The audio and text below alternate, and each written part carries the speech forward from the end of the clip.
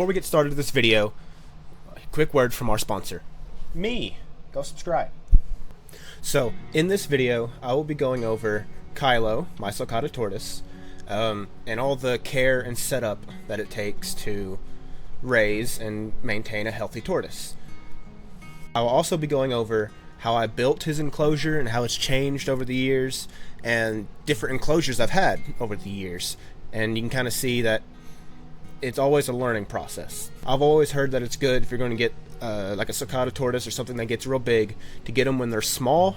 That way, as they grow, you can kind of learn and grow with them. So whenever I first got Kylo, I kept him in like a gray Rubbermaid tote with like some gravel in it, and I knew that wasn't great, but it's what I had. And then after that, I upgraded to it was an old coffee table that I flipped over upside down, and put some dividers in and made a little ramp and some stuff, and that was really nice for a while. I really liked it because with the ramp, I knew that he would get real good muscle growth in his legs, which can be an issue with bigger tortoises, and that was really nice for a little while. Eventually he got too big for it, because they always do. That's what happens with large tortoises that grow very fast. Before you know it, you're constantly upgrading and getting a bigger and bigger enclosure for them. And that's where this video comes in, that you may or may not have seen. There are a lot of things wrong with it, and I'm aware of, especially now, looking back. Everything from the substrate to the humidity, or lack thereof, and the diet I wasn't really super aware of at the time. But after that, I moved out and had a much larger space. I had actually a whole room dedicated to it. So I was able to really improve things, including the substrate, the lighting, and I didn't quite get the diet yet. I was feeding him a lot of like leafy greens, everything from spinach to kale, fresh, produce and stuff like that, which was expensive, went bad very quickly, and was just too much nutrients for him.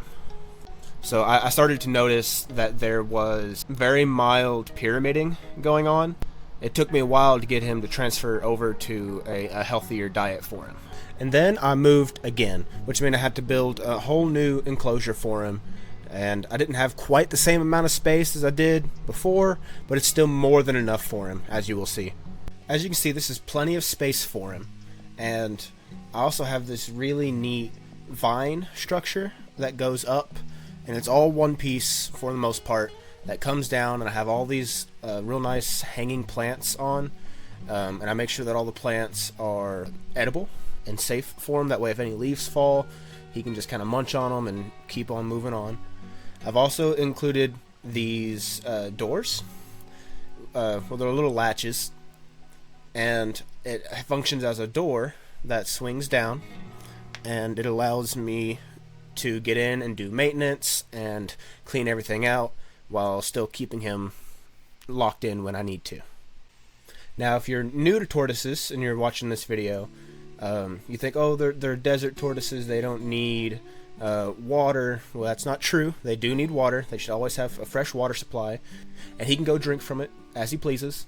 I also, when I feed him his pellets, he also gets more moisture in that way as well.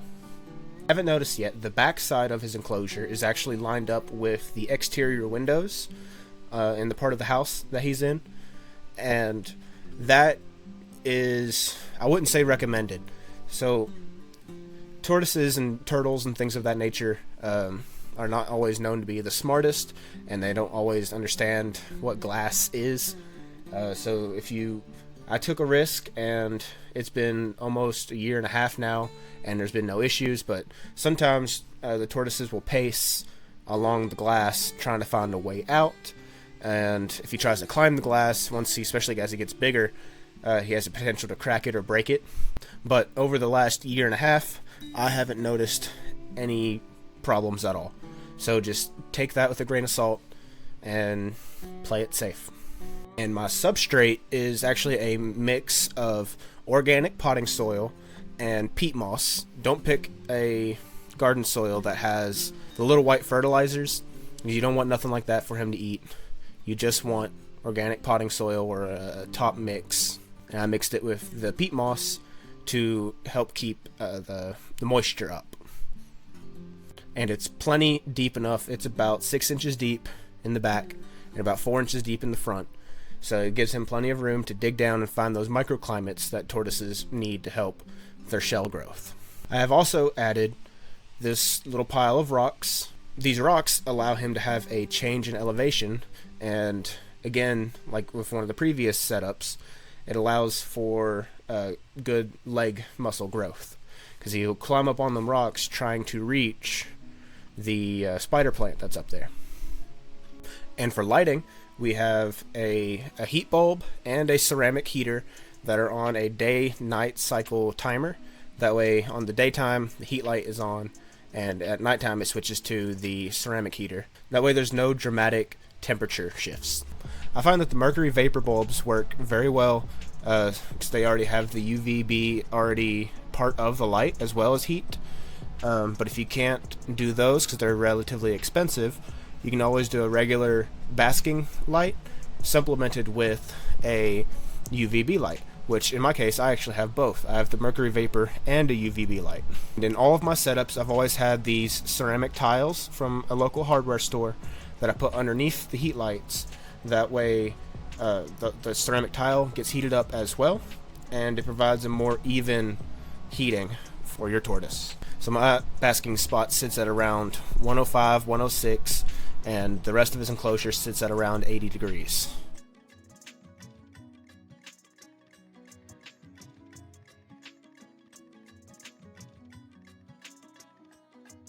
I also have this plant light as well, just to help keep the plants supplemented with their light, especially during the winter when the windows are insulated and boarded up. Now this bit can be a little controversial depending on who you are, and kind of really just comes down to your tortoise, but on the outside border I have a layer of large river gravel, and I like this just because I know it's going to keep that area clean.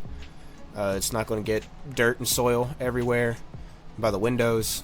It allows me to still open and close the windows, and you just have to be careful with the size of the rocks. You want to make sure they're too big for your tortoise to fit in their mouth. You don't want them to try to eat one and get impacted. And for his diet, since I finally got him changed over to a healthier diet, I feed him a mix of the Missouri Tortoise LS diet, the Fluker's Buffet Blend, and the Grassland Tortoise Food from ZooMed. And I actually mix it 3 ways, so it's equal parts of the 3. And I'll put it into a cup, add some water, and let it sit for about 15 minutes. That way it's easier for him to eat, and it helps boost his hydration. And when he's not, and that's only every 2 or 3 days. In the winter, only once a week with the pellets, because his metabolism slows down. And the rest of the time, almost every day, every other day, he gets this natural grass hay blend. It's a mix of different grasses, but you can always just use Timothy hay or whatever you can find at the pet store. It works really well. It's important to have a low nutrient diet because that's what these tortoises eat. If they have too much nutrients, their shells grow at an irregular pace, and that's what can cause that pyramiding. And I also have these turtle bones. They're pretty much cuddle bones. You don't have to buy the ones for tortoises or for turtles. You can always buy the ones for birds and take the metal hangers off. They're exactly the same and do the same thing, and they'll just nibble on it as they need. And when it comes to maintenance, like I said, having that fold down door on the front half, I use this little garden rake and a bucket, and I just kind of rake it out almost like a litter box and rake out all the waste, and I use it as fertilizer out in the yard. And the magic happens at nighttime because I have a solar powered twinkle light system that comes on once all the lights go off at night, and it's pretty. It doesn't really have any other function. And that's pretty much it. So if you have any questions or suggestions, put them in the comments below. And if you enjoyed this video, make sure you subscribe. And with that, we'll bring this video to an end. So I hope you're having a good day, and have a good one.